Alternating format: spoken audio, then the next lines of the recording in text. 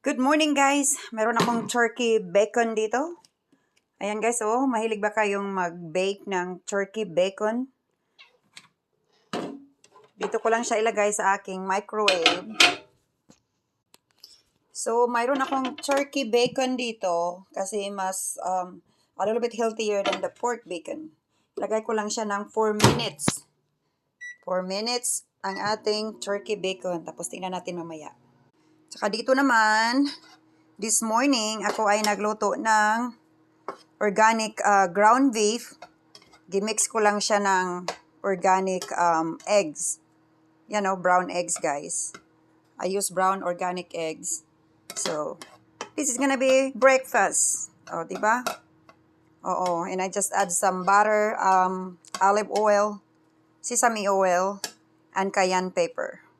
So, that's it, guys. Eat na.